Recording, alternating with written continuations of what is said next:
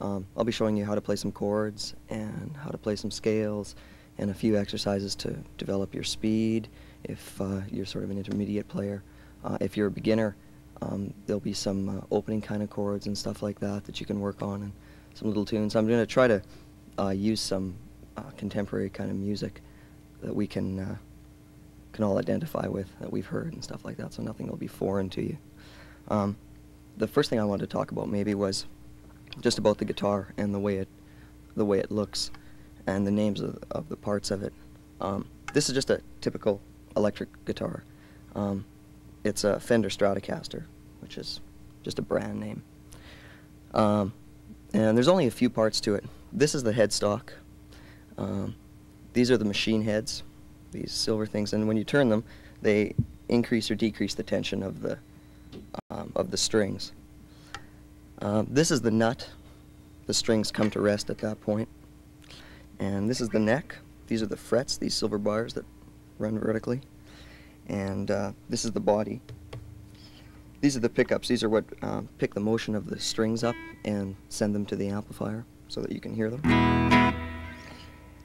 This is the pick guard. Basically, it's on there to cover up some of the electronics that are inside, and so when you play down on it, you don't scratch the top of your guitar, the wood, hence pick guard. And this is the tailpiece, being the point where the strings anchor to at the other end of the guitar. And this is the output jack, and this is the cable that sends the signal to the amplifier. Later on, we'll look at some acoustic guitars and stuff like that. And the parts are basically the same, but there's a few minor differences. There's not that much electronics in most acoustic guitars. I guess the next thing would be, once you get a guitar like this, how to hold the thing. Basically what you want to have happen is you want it to sit on you so that it feels comfortable. A lot of the stuff I tell you is just the way that I do it. And I don't really believe that there are any rules to playing guitar or playing most instruments. If you can play it and it sounds right and it feels okay, then go for it. But these are just some guidelines that you can follow. You want the guitar to ride a little bit high up on you so that your hand doesn't have to reach down and you don't have to bend your wrist around at such a wild angle and stuff like that. So instead of sitting like this, you can cross your right leg over and the guitar will raise up about that much, and it makes things a little more comfortable. It kind of rides under your arm here and it gets a little cozier. If you're left-handed and you're playing a left-handed guitar, you can put your left leg across and get it up, but won't worry about that later.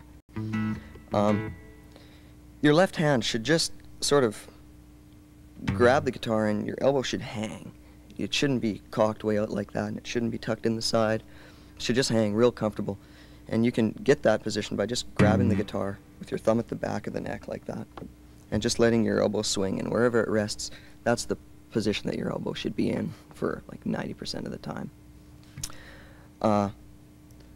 When you're fretting the notes or pushing the strings down, you should try to hit them with the tips of your fingers as opposed to the pads of your fingers.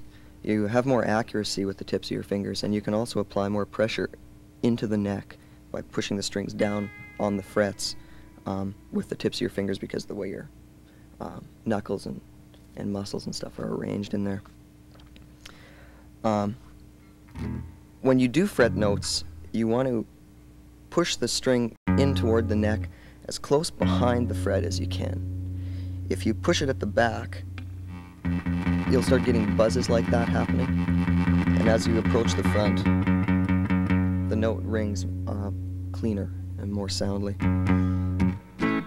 You'll just get a feel for more of this stuff too when you look at it and you start playing some chords a little later on. The other part is the right hand. Your right hand, firstly you have to hold a pick in it, and there are lots of different types of picks. Generally speaking, the harder the pick, the more control that you have. And I always suggest to students that they should play with the hardest pick that they can stand. A lot of people find a hard pick real uncomfortable because it doesn't give and bend. It really shouldn't give and bend. Your fingers should allow the pick to move freely while still having a good grip on it. So if you start with a hard pick, you won't get used to a soft pick. And I think that's probably a better route for you to go. When you hold it, you should try to expose very little of it to the air. A lot of people you see when they start playing hold it like this, and it doesn't give you much control to pick one string, and it flops around in your hand. So grab it as close in as you can, and you basically just want to pinch it like that. There's no real heavy pick technique or anything like that. Just grab it so that it feels good, and the pointy part should be exposed. When you hold it, the pick should angle like that a bit. It's not real critical, and you'll tend to do that once you start alternate picking, that is picking up and down. You'll start to do that automatically because the pick slips off on and off the string a lot easier. Your right arm should sort of rest on the top of the guitar. Whether it's an acoustic, it'll kind of be out more like that. But if you just let your sort of the crook of your elbow here rest on the top of the guitar, you can use your whole forearm to strum chords and to pick notes and stuff like that. And just a little word about the motion that your right hand should make. There's basically 4 points that motion comes from with your right hand. One is your fingers, which are responsible a lot, like I was saying, to control the pick, the angle of it, and the attack of it. What kind of, if you strike the strings that way or flat like that. Your wrist is another point. Your wrist allows you to quickly dig in hard to one note, or to change the attack on one note a little more. Your elbow is where you do a lot of kind of open strumming kind of stuff. And your shoulder is where a lot of players who play really hard, they'll really dig into notes. Like Stevie Ray Vaughan might play.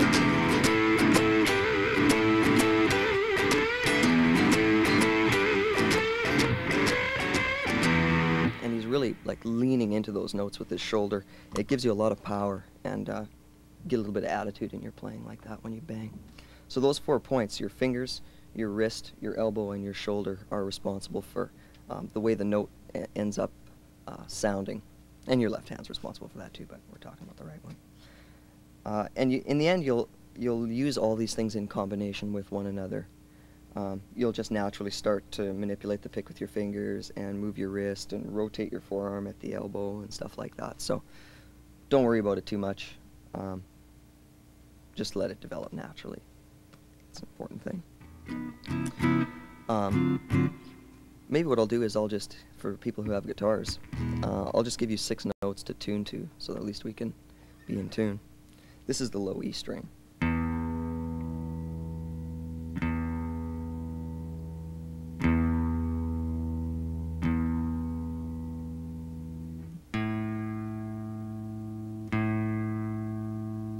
That's the A string. And the D.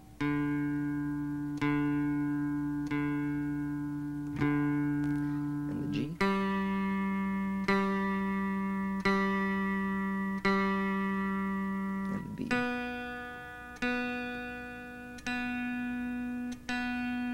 And the E.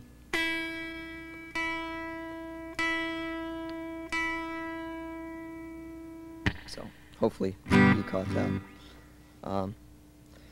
Before I start doing this stuff, I should mention that I'm going to be showing you some chords and scales and stuff like that with diagrams. And you can write this stuff down if you want. It might be a little rushed. But at the end of the show, there'll be an address flashed up on the credits, and if you just send me a self-addressed stamped envelope, I'll send you all 12 lessons written out on paper, and there's no charge for it. Just send me your name and address on an envelope with a stamp on it, and I'll fire them in there and mail them back out to you. And that way you can have all 12 of them, and you can use them when we're doing the other 11 lessons. Anyway, there's a diagram here, a fretboard diagram, and how to read these diagrams that you should familiarize yourself with before we get started. Basically, it's set up like a grid, and there are 6 horizontal lines. The thickest line is the low E string, and the thinnest line is the high E string. And the high E string is at the top of the diagram, and the thickest string is at the bottom of the diagram. Underneath you'll see, or just to the left of that, you'll see that the strings are named E, A, D, G, B, and E. And right underneath that you'll see a picture of a hand with the names of your fingers. That's a left hand. And there's your thumb, and an index, and a middle, and a ring, and a pinky. And those names will be used on the chord diagrams by putting the first letter of each of those words by the dot on the diagram to tell you which finger to be placing where. Might be obvious to you, but some people don't know which finger is their ring finger. To the right of that is a little symbol chart, and there's basically 5 symbols. A black dot means just to put your finger there and to use the finger that is labeled. A black dot with a line through it means to put your finger there and that's the root of the chord.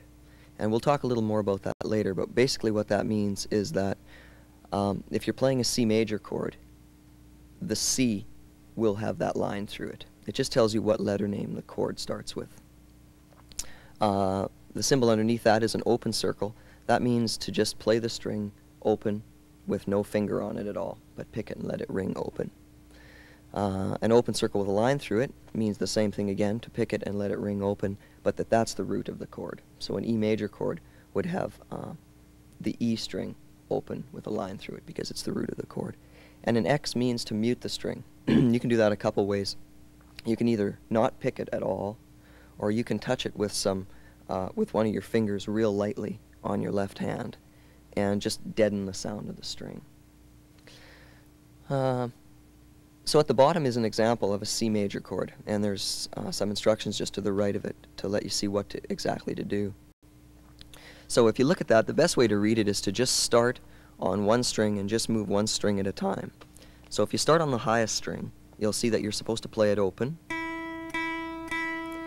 And the B string, the next string, you'll see that your index finger should be placed there. And that has a line through it, and so that tells you that that's the root of the chord.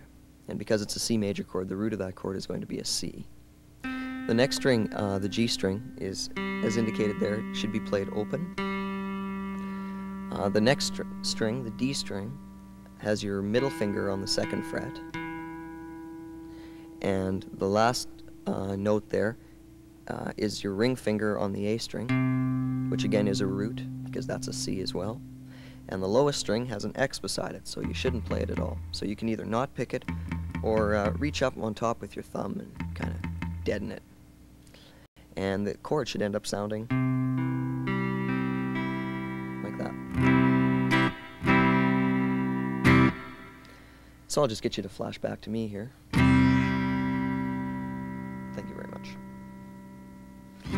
When I say reach up with your thumb, what I mean is normally you're told to put your thumb at the back of the neck like that and all that stuff, and that's basically true. But like I said before, whatever works for you is the way to do it. You can bring your thumb up on top and touch that low E string until it's deadened. And that allows you to play the whole chord like that without worrying about having to miss that low E string as you play it. It just allows you to just put a little more feel into what you're doing. Well, I'm just going to show you 2 other chords today. A G major chord and a D major chord. And combined with the C major that you've already seen there, those are the 3 most used chords in the key of G major. And you can play literally millions of songs with those 3 chords. So I'll show you a G major chord. I don't have the diagram for it written out here because it would take us forever, but send me that envelope and I'll mail you out all these lessons. G major chord looks like this, and there's 2 ways to play it. Like that, or like that. Exactly the same notes are being played, you're just using different fingers. Some people have a problem using their pinky. So, what you're going to be doing is to put your ring finger on the G note. That's the 3rd fret on the low E string. And your middle finger on the B, which is the 2nd note on the A string. And the D string is open, and the G string is open, and the B string is open. And your pinky goes on the 3rd fret of the G string, of the E string, sorry, that's a G that you're playing there. And the chord should sound like...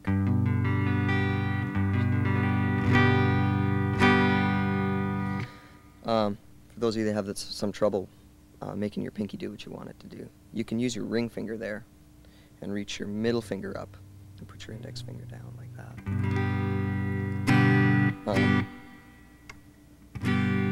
Some of these fingerings are a little strange in that there doesn't seem like much reason to use a finger that feels difficult, except that when you're switching chords,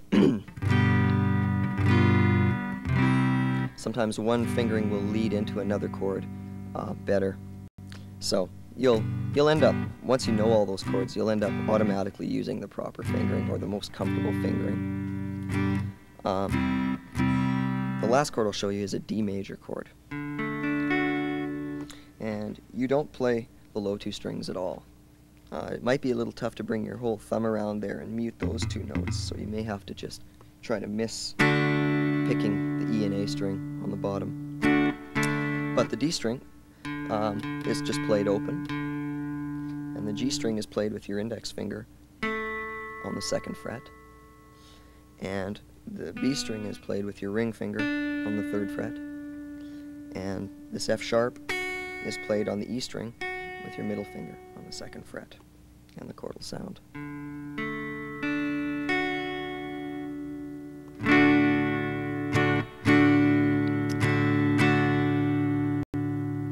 Now to use those 3 chords together, G major, C major, and D major, you can just play a simple 12-bar blues progression. And what a 12-bar progression is a series of chords that that relate to one another in a few different ways. Rhythmically, they sort of fall into one another, and there's motion between the chords. And tonally, they're all in the same key. And we'll talk a little bit more about theory later, but I'm sure you'll recognize the way these chords move into one another. Just about every blues song ever written uses chords that relate to one another like this. So for those of you who know, this is a 1-4-5 progression. I'll just give you an example of it. This is a real stripped down version.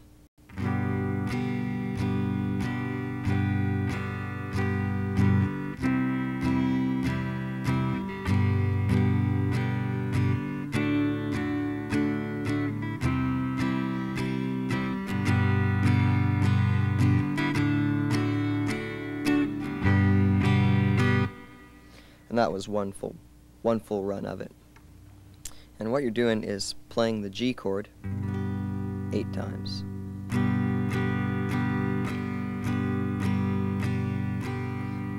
And the C chord 4 times. And back to the G chord 4 times. And the D chord 4. And the C chord 4 times. G chord 4 times, and then finally the D at the end to turn it all around, and then it starts all over again. So 1, 2, 3, 4, 1, 2, 3, 4, 1, 2, 3, 4, 1, 2, 3, 4, 1, 2, 3, 4, 1, 2, 3, 4, 1, 2, 3, 4, 1, 2, 3, 4, and then it would start again.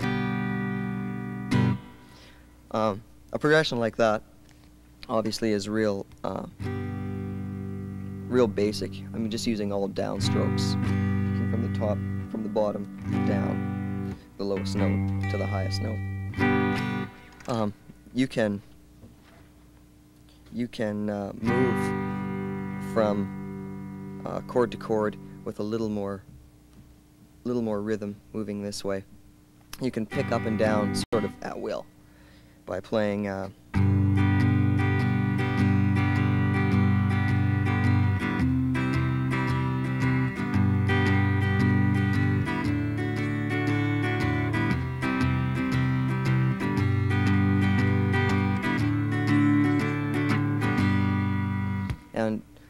once you get these chords down, don't be afraid to just play it however you want it, and really just have fun with it, because there are no rules with it at all. You can take chords like this and make them sound bluesy or country or rocky or whatever. Take these exact chords. Make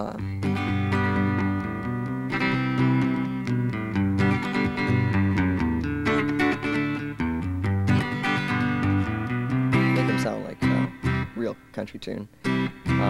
Or you can take them in, make them sound a